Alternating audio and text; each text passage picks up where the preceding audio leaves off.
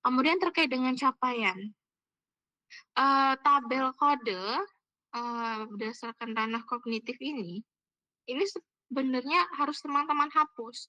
Karena apa? Yang ada di bagian capaian pembelajaran ini merupakan capaian apa yang akan kalian capai pada saat pembelajaran hari itu. Pada saat materinya, yaitu macam-macam norma dalam kehidupanku. Apa yang akan dicapai nanti di sini?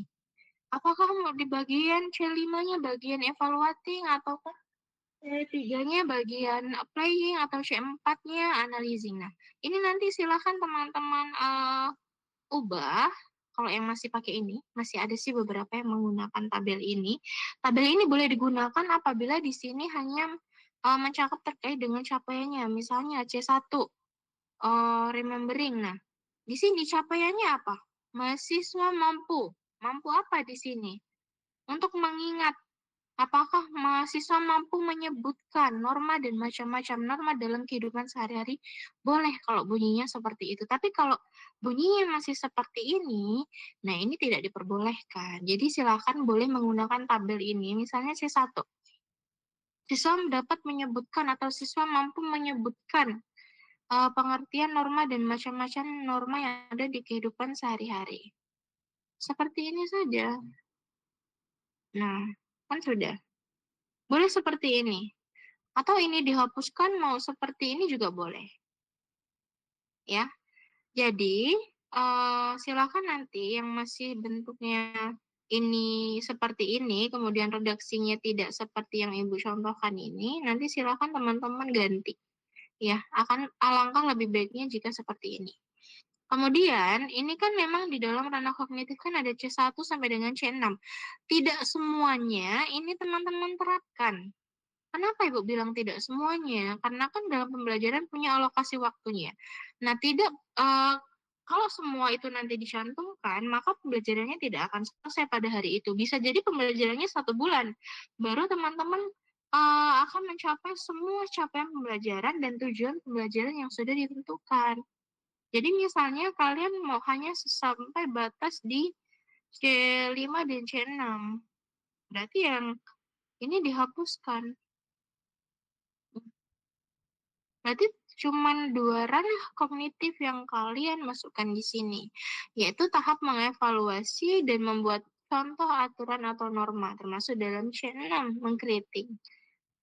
Kemudian kan di sini berfokus pada ranah kognitifnya saja. Usahakan teman-teman, walaupun nanti mau menitik beratkan ranah kognitifnya saja, di sini tetap teman-teman perlihatkan bagian ranah afektifnya dan psikomotornya. Terserah di sini nanti mau apa. Jadi jangan sampai hanya berfokus pada ranah kognitif. Boleh teman-teman buat ketiga ini, ranah psikomotor, afektif, dan kognitif, tapi mau menitik beratkan yang ini, ya sudah silahkan. Nggak apa-apa, untuk MK ini nggak apa-apa, kalian mau nitik beratkan yang bagian ranah kognitifnya nggak apa-apa. Yang penting ranah afektif dan psikomotornya jangan sampai tertinggal. Kemudian kalau di bagian CP-nya sudah ada ranah kognitif, psikomotor, dan afektif, berarti di bagian TP-nya juga harus ada. Nih, di bagian TP-nya juga harus ada. Ranah capaian pembelajaran yang pertama, siswa dapat mengevaluasi. Nah, ini kan 1 CP. 1 CP itu bisa menjadi 2 TP. Dari mengevaluasi itu apa? Misalnya, dapatkah menarik kesimpulan, dapatkah mengidentifikasi, dan lain sebagainya itu boleh. 1 CP bisa menjadi 2 TP itu boleh. Jadi ini misalnya kalau ini terlalu berat ada 2 ranah kognitifnya, silahkan dihapuskan salah satunya, kemudian ini hanya ada 1, silahkan. Karena di dalam 1 CP ini bisa menjadi 2 TP. Kemudian nanti juga dikelompokkan di sini. Siswa dapat atau siswa mampu mengingat pengertian norma. Nah, ini kan termasuk dalam C1. Gitu. Disesuaikan ya. Kalau misalnya nanti di bagian CP-nya di sini C5, berarti di bagian TP-nya juga harus C5. Boleh turun ke C4. Tapi jangan sampai ke C1, C2, C3. Usahakan jangan sampai. Karena apa? Terlalu turun banget kalau teman-teman nanti ke C3. Usahakan di sini minimal C4 dan naik ke C5, tapi jangan turun ke C3. Kemudian ranah afektif dan psikomotornya juga nanti disesuaikan di sini mau seperti apa. Gitu. Paham sampai di sini semuanya? Paham, Bu. Ada yang mau ditanyakan? Saya, Bu. Siapa? Rita. Gimana? Kak, kan tadi kan membahas terkait CP-nya itu. Nah, itu tuh dalam tujuan pembelajaran, dalam capaian pembelajaran itu maksimal tuh berapa, Bu? Misalnya kan Ibu tadi kan bilang kalau terlalu banyak capaian pembelajaran itu bakalan lama gitu ya sesi Iya. pembelajarannya. Nah, itu tuh kira-kira maksimal berapa, Bu? Nah, Kalau sesuai misalnya sesuaikan dengan kebutuhan dari Rita ya. Misalnya Rita mau buat dua CP-nya di bagian ranah kognitif silahkan. Jadi kan nanti TP-nya diturunkan atau mau CP-nya itu satu, kemudian TP-nya di bagian ranah kognitif itu mau 3 juga silahkan. Yang penting nanti jangan terlalu banyak, jangan sampai C1 sampai C6 atau C1 sampai dengan C5 kalian terapkan karena memakan waktu yang sangat lama. Kemudian kan belum nanti kalian lihat dari sisi afektifnya, psikomotornya itu juga yang akan dinilai. Ya. Jadi seperti itu, jangan terlalu banyak di mana semua dari ranah kognitifnya atau C-nya kalian terapin itu jangan. Misalnya Rita mau menggunakan 2 CP di bagian ranah kognitifnya atau pengetahuannya, ya udah pakai 2 itu. Misalnya yang paling besar nanti buat C5, berarti turunannya bisa ke C4, berarti ada 2 CP, C4 dan C5. Kemudian di bagian TP-nya disederhanakan lagi. Apakah mau 1 CP sama dengan 1 TP, atau apakah mau 1 CP sama dengan 2 TP, gitu. Jadi kan bertahap. Ya, ya, Bu. Paham? Paham. Makasih, Bu. Oke. Iya, sama-sama. Yang lain ada yang mau ditanyakan? Ada yang masih seperti ini?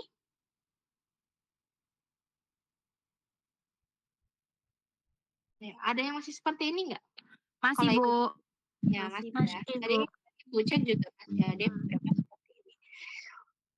Kemudian kita kan sepakat, nggak kita sih, Ibu yang menuntun kalian, yang menuntut kalian untuk menggunakan model pembelajaran. Dan kebetulan model pembelajaran digunakan di sini yaitu pembelajaran kooperatif. Nah, ada berapa langkah dalam pembelajaran kooperatif? Siapa ini tadi? Ibu lupa. Deta. Ada berapa langkah dalam pembelajaran kooperatif? Deta ada nggak, Deta? Sebentar, Bu.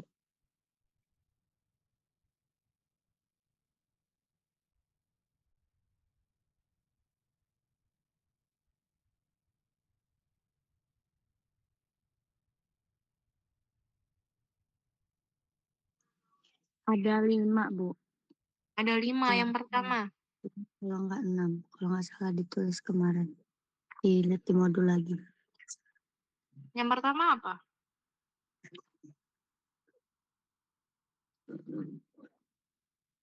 Sebentar, Bu. Lihat di modul.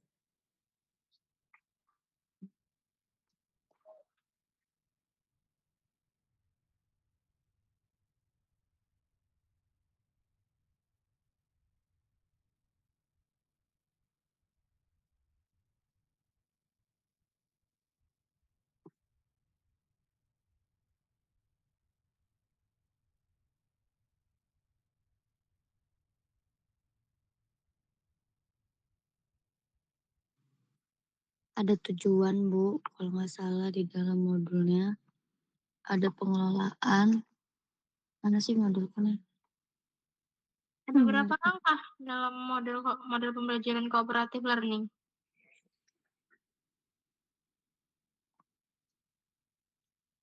Ada 3, Bu. Ada 3. Yang pertama, Ada pengelolaan, ada tujuan sama keanggotaan. Eksplorasi presentasi kelompok.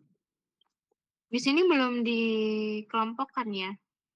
Mana Iya, Bu. model Pembelajaran kooperatif. Oke, kalau belum dikelompokkan berarti nanti silakan Deta dan teman-teman yang lainnya dikelompokkan model-model pembelajaran kooperatif di dalam langkah kegiatan pembelajaran. Kalau teman-teman yang lain pakai model PBL, Project Based Learning, kemudian Discovery, dan lain sebagainya, berarti nanti disesuaikan dengan kebutuhannya dan dikelompokkan mana-mana yang termasuk dalam langkah model pembelajaran yang kalian gunakan. Oke, ada yang mau Ya, Bu. ditanyakan?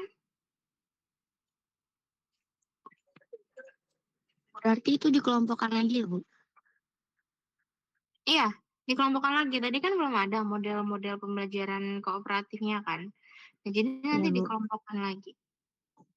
Buat Baik, yang Bu. lain,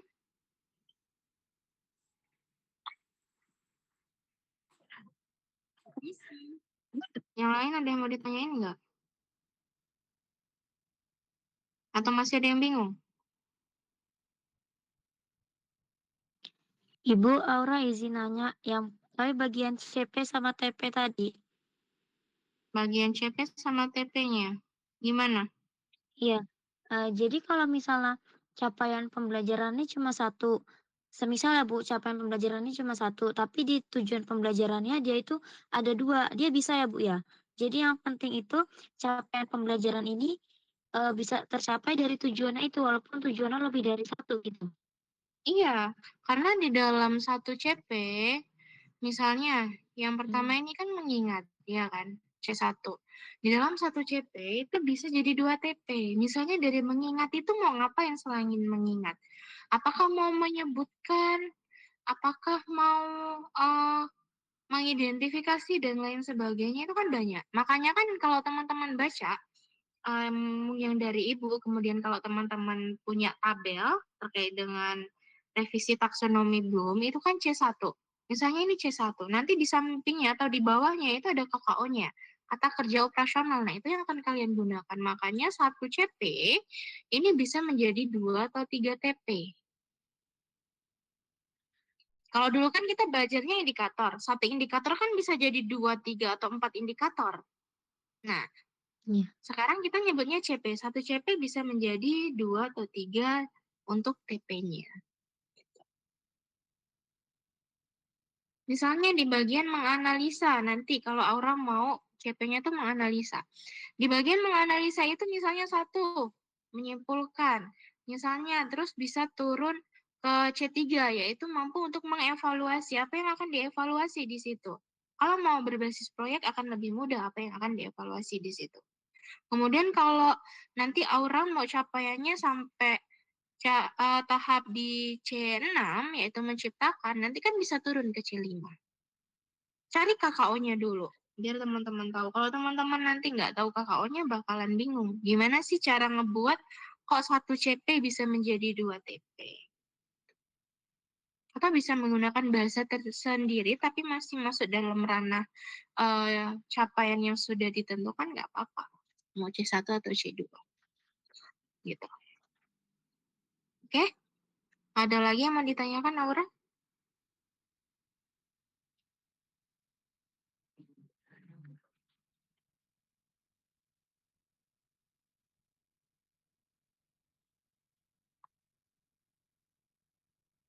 Atau yang lain? Saya boleh tanya lagi nggak, Bu? Oke, silahkan Rita. Jadi tuh setiap model pembelajaran itu kan ada strateginya ya, Bu, ya. Nah, jadi, penempatan strategi untuk model pembelajaran itu tuh misalnya, dia pakai model pembelajaran, PBL. Nah, jadi strateginya itu yang disesuaikan dengan model itu ya, Bu? Nggak semuanya strategi maksudnya salah satu kan strategi banyak, itu nggak semua bisa diterapin ya, Bu, ya? Di dalam model, itu kan ada langkah atau sintak kita bilangnya, bukan strategi ya. Iya. Nah, itu Oh, kan iya. ada langkah atau sintak, di mana langkahnya itu kalau PBL. PBL itu kalau nggak 6 atau 7, ada 7 langkah yang bisa digunakan. Iya. Nah, 7 itu misalnya yang pertama tahap orientasi. Tahap orientasi itu apa? yang dimaksud dengan tahap orientasi. Jadi kan Rita harus cari sumbernya dulu kan untuk membaca itu. Misalnya orientasi di mana pada saat guru itu menyampaikan tujuan pembelajaran. Jadi dikelompokkan, misalnya ini ada kegiatan pendahuluan, kemudian kegiatan inti. Ini di sini ada orientasi. Orientasi, yaitu di mana yang pertama guru menyampaikan tujuan pembelajaran. Kemudian yang kedua, siswa menonton video pendek tentang hidup rukun dan diberikan pertanyaan. Pertanyaannya berupa apa? Nah, nanti di sini. Gitu. Nanti contohnya seperti ini. Agar mampu mengelompokkannya. Ini kan tahap yang pertama atau sintak yang pertama. Kemudian yang kedua misalnya di sini tahapannya yaitu ada mengidentifikasi. Mengidentifikasi apa yang mau dilakukan di sini. Guru menyajikan sebuah topik yang akan diselesaikan oleh peserta didik. Nah, seperti itu contohnya. Jadi nanti teman-teman yang lain juga buatnya seperti ini agar tahu mampu mengelompokkan dalam model pembelajarannya, teman-teman harus tahu definisi dari modelnya, kemudian dari setiap langkahnya itu contohnya seperti apa gitu. Pasti ada penjelasannya. Misalnya tahap yang orientasi itu ngapain sih gitu. Terus yang kedua identifikasi ngapain sih. Terus yang ketiga misalnya terkait dengan pengumpulan data tuh ngapain. Terus yang terakhir nanti evaluasi. Gitu. Itu nanti ada langkah-langkahnya. Makanya kenapa Ibu menekankan kalian untuk menggunakan model, karena ada langkah pembelajarannya dari awal hingga akhir. Tuh. Oke. Ada yang mau ditanyain lagi, Rita? Cukup, Ibu. Oke, cukup. Yang lain? Yang lain ada yang mau ditanyain lagi nggak? Soalnya kalau kita koreksi semuanya, waktunya nggak cukup. Jadi Ibu kasih penjelasan aja sama contohnya. Sebelum kita bahas ke penilaian. Ada pertanyaan kah? Dari CP, TP-nya, serta modal, dan langkah kegiatan pembelajarannya untuk teman-teman semua. Cukup, Ibu. Oke, cukup ya.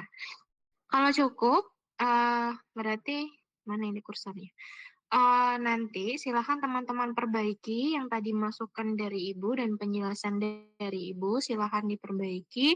Kemudian di dalam capaian pembelajarannya, jika belum menonjolkan sikap bagian ranah afektifnya, kemudian bagian psikomotornya, silakan nanti ditonjolkan. Walaupun satu saja. Kalian mau menitik beratkan yang ini nggak apa-apa. Tapi Bu, mau bagian sikap sama keterampilan nanti ditonjolkan. Kemudian setelah teman-teman memperbaiki CP-nya, TP-nya, memperbaiki model apa yang akan digunakan, kemudian sintaknya diterapkan dalam langkah kegiatan pembelajaran, ini kan namanya langkah kegiatan pembelajaran, di dalam langkah kegiatan pembelajaran kan ada langkah modelnya. Kemudian teman-teman silakan menyusun asesmennya seperti apa. Kalau sikap, misalnya teman-teman mau menggunakan lembar observasi, mau tertutup atau terbuka, terserah, sesuai dengan kebutuhan. Tapi kalau saran Ibu terkait dengan ranah sikap dan keterampilan itu, silakan gunakan lembar checklist saja, atau angket tertutup, lembar observasi yang tertutup aja. Jadi cukup checklist aja. Tapi kalau mau pakai yang terbuka ya terserah, berarti kan ada penjelasan. Tapi alangkah mudahnya diberikan lembar checklist saja, kemudian di bawah tabelnya itu diberikan catatan. Itu hanya sebagai format. Nanti teman-teman nggak ngisi kok. Gitu. Ada yang mau ditanyakan terkait dengan assessment?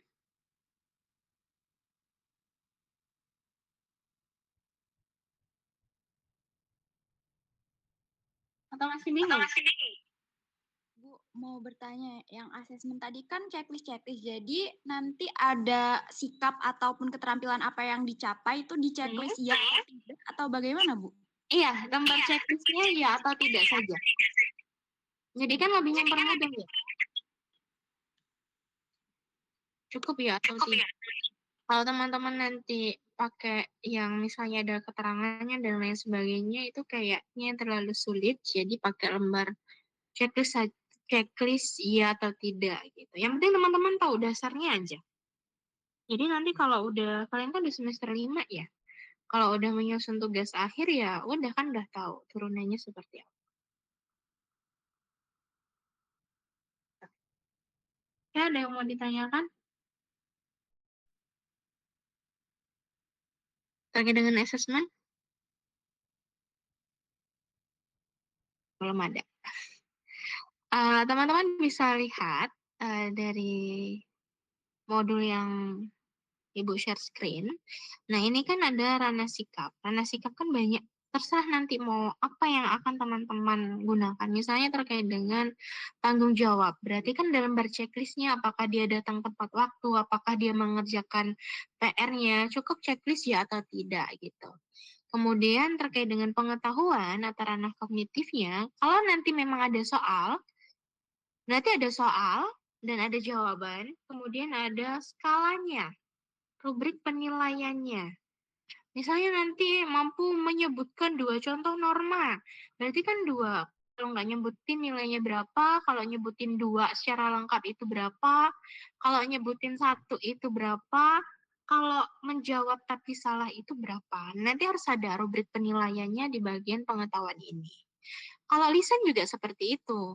Apa pertanyaannya? Kalian kan pasti punya pertanyaan dan kalian pasti juga tahu jawabannya. Itu juga dibuat serta rubriknya gitu.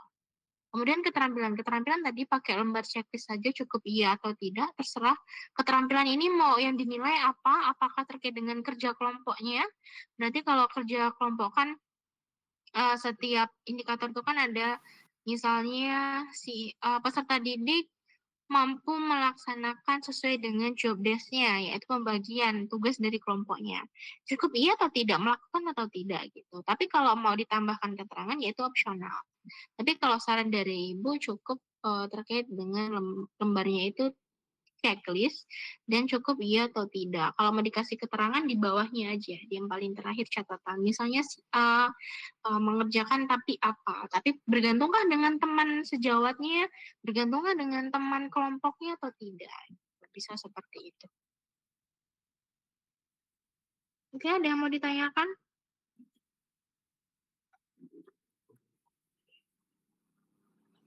Cukup, Ibu. Cukup. Cukup, Yang Bu. lain juga cukup. Cukup, Bu. Cukup, berarti sudah paham ya? Insya Allah. Insya Allah. Karena ini menjadi tugas UTS dari teman-teman semua, gitu. Makanya kalau emang nggak paham, silakan ditanyakan terkait dengan apa yang masih buat teman-teman bingung, gitu.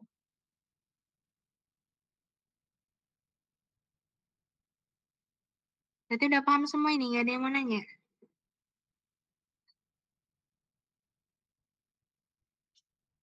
Kalau nggak ada yang mau nanya, berarti uh, nanti Ibu tunggu tugas pengumpulan UTS-nya karena kita kan darinya hari Sabtu.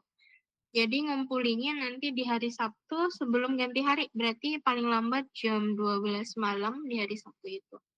Jadi nanti Aura selaku PJ-nya akan membuat folder di dalam link drive yang tadi, dibuat foldernya yaitu UTS pengembangan pembelajaran PKN 5A ya gitu.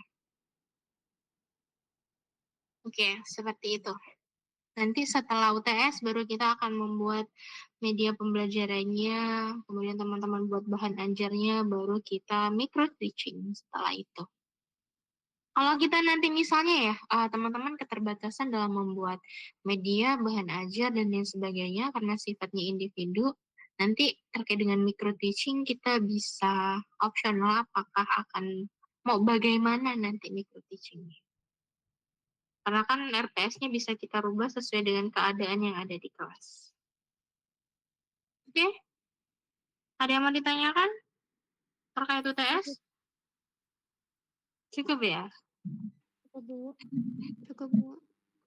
Oke, kalau cukup berarti memang sudah paham semua. Dan berarti awas saja nanti kalau teman-teman masih salah ngerjain modulnya.